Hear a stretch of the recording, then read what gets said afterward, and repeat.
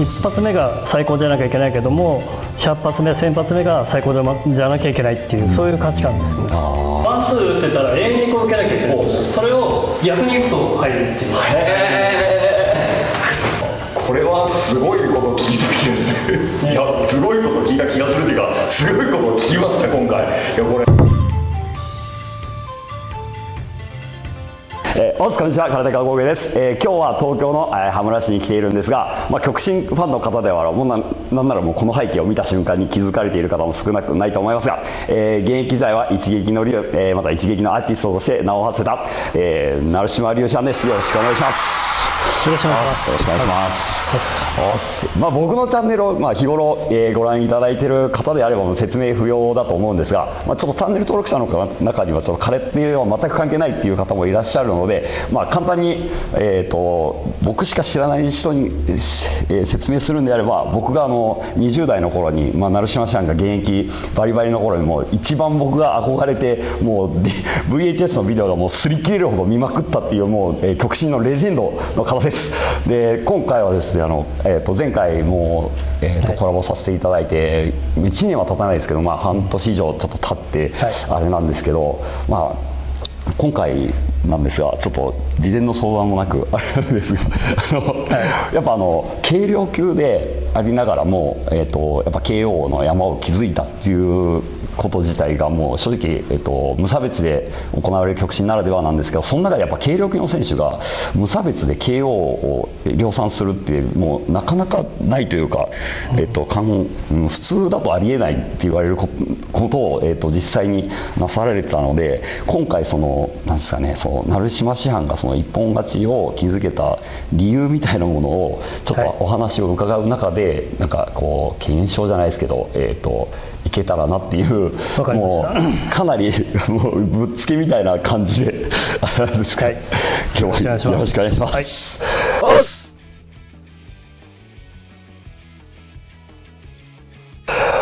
前回もお伝えしたんですけど、成島師範がやっぱすごいのが、本当軽量級の選手としてこのウエイト制で KO 勝ちが多いのは言うまでもなく、その先ほど見たんですけど、軽量級でありながら、体重無差別で行われる大会でも KO してしまうことで、本当多分極真の、僕ら世代とか僕らより上の世代だともう伝説のあってる富山県大会、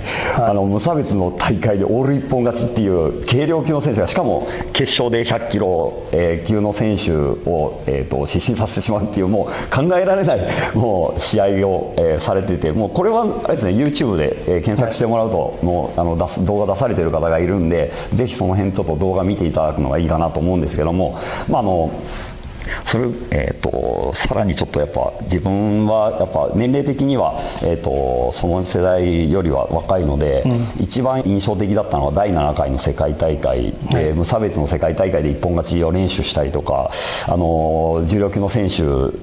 に正面から打ち合って、最後なんならもう打ち勝っちゃうって試合を持ってったりとか、後の世界チャンピオンに勝った選手に勝っちゃったりっていうので、もう普通のなんか僕の中で軽量級の選手って体重判定に持ち込んで勝ち上がるっていうのはなんとなくイメージついてたんですけど、あえて普通に効かしたりとか倒して勝っちゃう無差別で軽量級の選手がそれをやるっていうことはやっぱりもう考えられないというか、もう常識外だったので、もうなんかちょっとですね、その辺の話を聞いていきたいなと思うんですけど、そうですね、成島師範がを実現するために、練習で意識していたこととか、普段こんな練習してたからそれにつながったんじゃないかっていうものが何かこう思い当たる。例えばもう自分の、空手のとの始まりっていうのは親父なんですね、だから自分から始めたいっていうんじゃなく、親父の影響で始めて、で親父の価値観のもとに空手を進めていくんですけども、で親父からいつも言われたことは一撃で倒すっていうことだから、自分自身も空手は一撃なんだと思ってたし、で当時自分が空手子供の頃始めた時はまだ子供があまりいない時代で、どうしても練習相手、組み手の相手ってなると大人ばっかりなんですね、で大人にじゃあその当時組み手始めて何で勝つかって言ったらもう下段で勝てないですし、お腹なんかも全然軽いからいけない、上段で倒すしかないっていう、そういう状況下で稽古を積んできたことがその後続いていったのかなっていう。なるほど。そうでなければこう、戦えないっていう、そこで基本多くの人ってやっぱりじゃあ自分じゃ無理なんじゃないかってこう諦めたりすることがあると思うんですよ。でもそこでその一撃を諦めるんじゃなくて、倒す組手倒す空手を正面部で大人相手にでもしようっていうそうですね。だから妥協ってわけじゃなくて、こう自分に何ができるかっていうことでいうと、掘り下げる作業ってすごく大事だと思うし、自分の、枠を固めるのが空手の稽古じゃなくて枠を広げるのが稽古であるならば、常にこう新しいこと自分の限界にこう挑戦していくことが大事なんじゃないかなと思うので。結構でもそこ大切ですね。その自分の可能性を広げるためにできることを探していくってめっちゃ大切ですね。確かになかなか難しいテーマではあるんですけれども、なんか憧れを持ったりした時にその憧れっていうものをこう大事にしてもらいたい。そうすることで自分のやるべきことが明確になるし、でもこれは無理だなってものも進んでいけばある、でもそこまでたどった道はこう間違いじゃないし、そこから横に行ったとしても行くべきところはこう自分の、体をしっかりと扱い切った中での、空手だと思うし。なるほど。いやいきなり奥が深いというか、深い話を聞かせていただけたし、これ本当いろんな選手に選手クラスであれば聞いてほしい内容ですね。だからよく言われるのは先ほどもそうですけども、軽力なのにっていうよりも、やっぱり僕らの頃っていうのはウエイト制でもちろん自分ある程度の結果を出せたんですけれども、そこはスタートとしてやっぱり最終的には無差別で勝たなきゃ意味がないと思ってたし、だからその無差別っていうとでっかい人ばっかり、そういった方っていうのはやっぱパワーがすごいし、じゃあ同じパワーつけるのかって言ったらなかなかもう難しいところもあるってなると、やっぱりその空手の技術的なところでカバーして、だから3分間と付き合ってこう勝つっていうよりも、顔を蹴って倒した方がとか、こう相手を効かせることでアドバンテージを上げるような組み手を選んだっていう。でもあれですね、やっぱ前回もちょっとお話しさせていただいたんですけど、この今の価値観と昔の価値観って結構大きく変わってきてて、僕らの世代ぐらいまではまだその無差別があってウエイト制があってっていう感じで、僕も最初中量級で大会を出始めて、中量級でいくら活躍しても、重量級には勝てないよねって思われてるんだろうなっていう、その悔しさというか、で結局やっぱり無差別で勝たなかったらこの意味がないというのが自分の中であって、そういう周りの価値観もそうですよね。そうそう。なんでなんか無差別で勝つためにはっていう感じで、結局ウェイト制でいくら試合やってても無差別で勝つためにやってずっと回ってたんで、でも軽量級でそれを突き詰めた結果がそうだったっていう、今の子たちにはこの価値観伝わるんだろうかと思うんですけど、諦めてほしくないところなんですよね。なんか前も若い子と喋ってると、無差別の大会の話をすると、でも僕は適正階級じゃないんでとか言われちゃうと、なんかガクッとくるというか、なんか今の子たちには通じないかもしれないですけど、でもそれ成島師範の例はそれを突き詰めたからこのスタイルがたどり着けたのかなっていう、今の価値観は価値観でそれは、いいと思うんですけども、その階級の中でのどれだけ自分の、能力を上げるかどうか、でもいざ戦わなきゃいけない時に体重が一緒だっていうことはありえないわけだし、こう日常の中で戦うっていうことでいうと、やっぱりルールをもうちょっとこう外したところでも戦える、どんな相手でも自分の空手をこう貫き通せるような強さっていうのは身につけておきたいなっていうのは。じゃああれなんですけど、例えばですけど、具体的に対重量級のためにやっていた稽古とかって何かありますか？それはあんまり、当時の自分っていうのはあんまり考えなかった部分もあったりというか、例えばステップワークなんかも一時期やろうと思ったんですけども、なんかうまくいかないんですね。っていう時にやっぱりカウンターなのか、体を削りながらこう相手に攻めていくというか、まず当たりの弱さっていうのがあったので、ウエイトトレーニングやっぱりやりましたよね。そういう稽古は一応自分の中でそのパワーを使うっていうよりもこう後ろから備えるようなイメージでもってこうウエイトをやりましたよね。あとはちなみに、ウェイト制と無差別と大会前の、練習の意識とか内容を変えたりすることはもうなく？ないですね。やっぱすごいな。軽力でやるからこうだとかっていうのをなんか全般的な、でその中でも大事にしてたのが基本稽古だったりとか、体の扱い方、だから自分の刀を磨く作業とか、いつでも切れる刀にしとかなきゃいけない。だから方法論ばっかり学ぶんじゃなく、まずは切れる刀をちゃんと作り出せるかっていうところですよね。切れる刀を作り出す、深いっていうか。だから常に考えてたのはこう力を抜いた中での上段じゃなきゃいけないし、どうしても相手の圧力とか試合のプレッシャーとかあるともう足が一足二足下がれちゃうんですよ。それを普段から上げていかなきゃいけないし、膝入れてなきゃいけないし、角度整えなきゃいけないし、タイミング整えなきゃいけないしっていう、そういうところを常に考えてましたよね、基本で。すごいな。そうか。だから一発目が最高じゃなきゃいけないけども、100発目1000発目が最高じゃなきゃいけないっていう、そういう価値観ですね。なるほど。そうか。じゃあですね、基本稽古を繰り返す時もその一つ一つの形を大切にしつつたくさんやるみたいな感じなのはですね、でも数やるちょうど本部の旧本部の道場があってツルツルするんですね。でそこで一番高いところのこうボールがあって、それがちょうど指導してる時のこう目線よりもちょっと高いところにあって、それを蹴るようにっていうようなイメージで指導しながらやってましたよね。毎回じゃあ目標があってそこにぶれずに、それちゃんと膝が通過してとか、で力が抜けててとか、腕が触れてなくてとか、いろんな項目をこう自分の中で用意しておいて。道場で子どもたち指導してる時とかもよくなんか1センチぐらいのこの点を意識して、そこにピンポイントで蹴りを持っていくように意識すると初めてこう自分がブレてるのが気づけるかっていうのを話してたんですけど、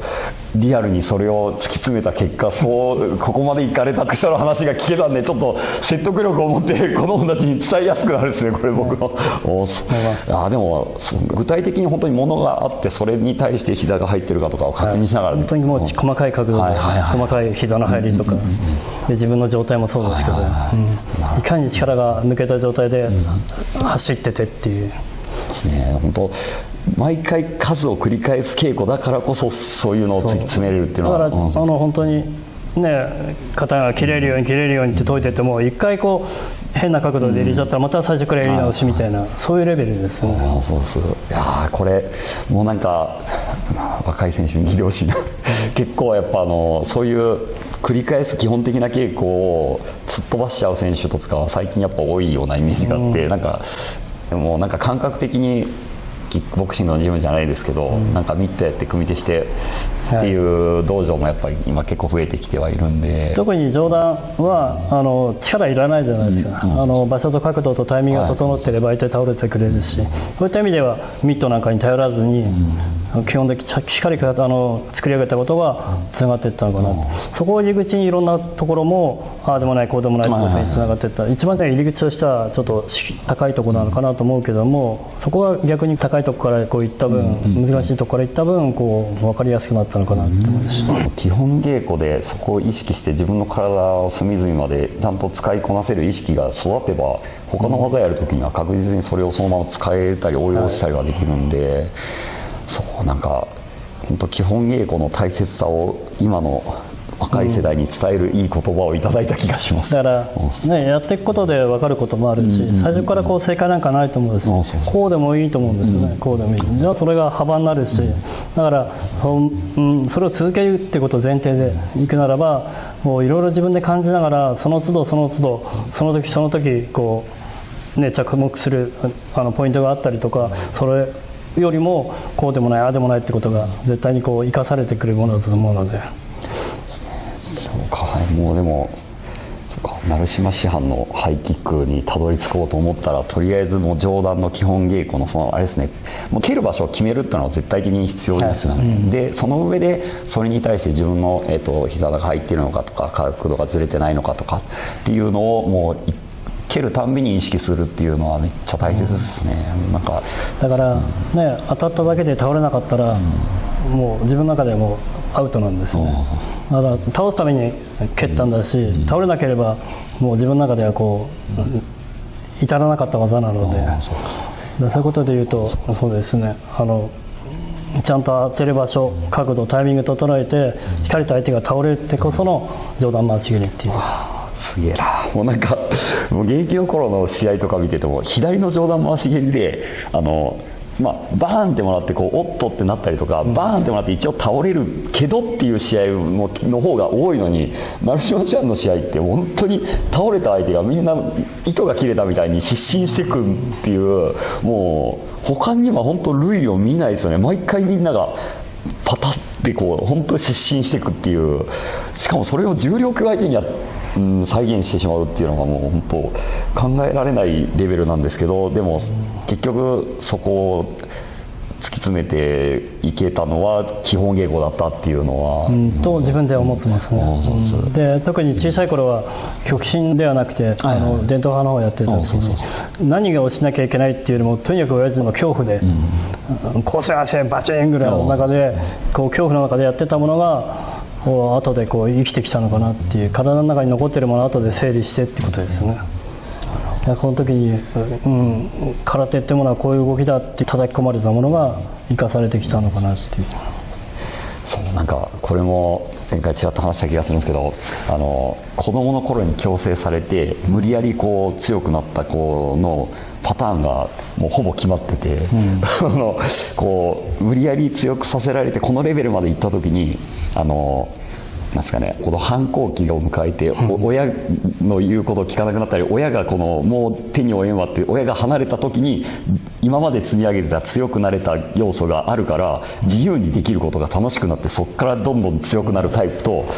もうやってられるかって空手やめちゃうとか、もう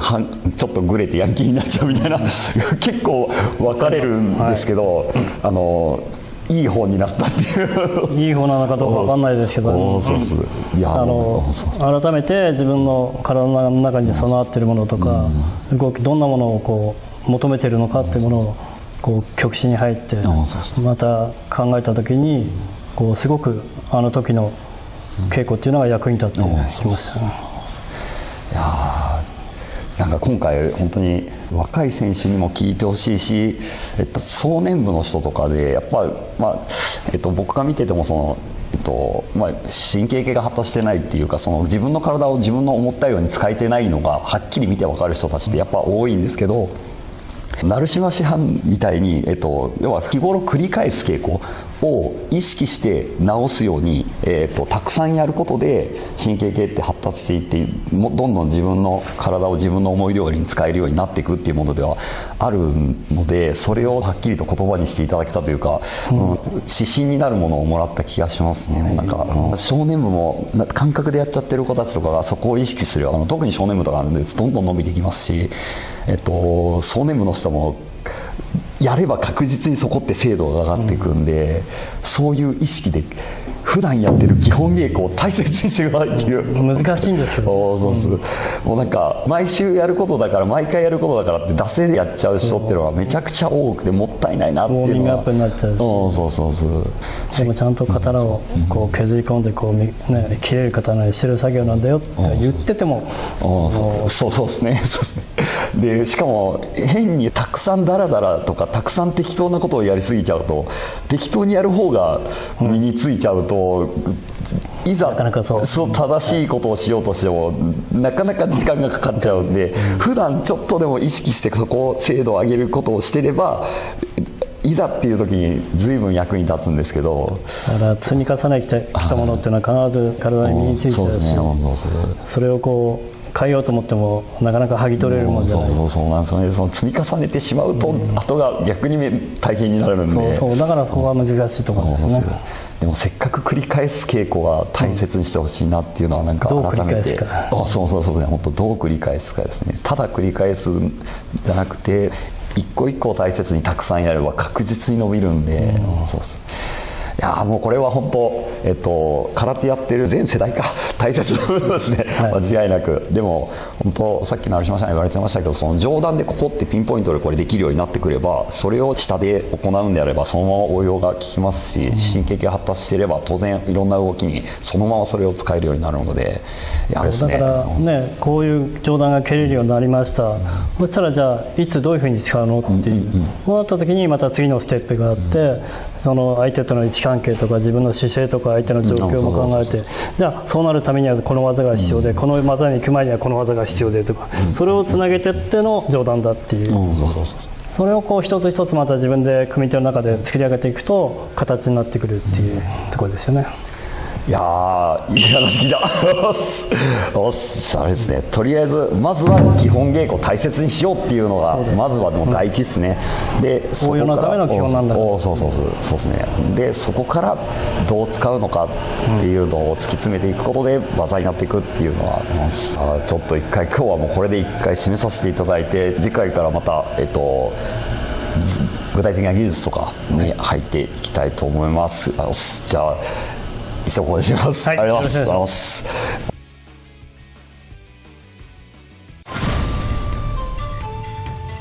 ワンツー打ってたら永遠にこう受けなきゃいけない。それを逆に行くと入るっていう。これはすごいこと聞いた気がする。いや、すごいこと聞いた気がするっていうか、すごいこと聞きました今回。いや、これ YouTube 出しちゃっていいのかな。いや出したくないというか。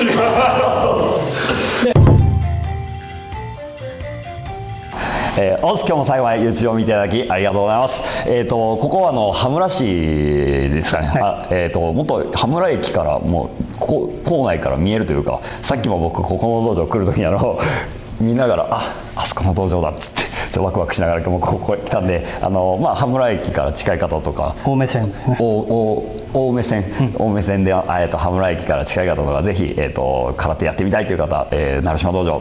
ぜひ来てみてください。よろしくお願いします。日頃僕のチャンネルは見れば 100% 強くなるために役立つ動画を毎週金曜18時に更新していますので、動画の内容が良かったらいいねボタンとチャンネル登録して、これからも空手広告の YouTube 道場で一緒に強くなりましょう。すいません、ありがとうございます。今回は実際の組み手の中で攻撃が当たるか当たらないかを大きく左右するポジショニングの習得方法について解説していきたいと思います。ポジション技術を習得したいならまずこれからの3選ですね。1つ目、間合いの有効性を知る。2つ目、片手外ポジションの有効性を知る。そして3つ目ですね、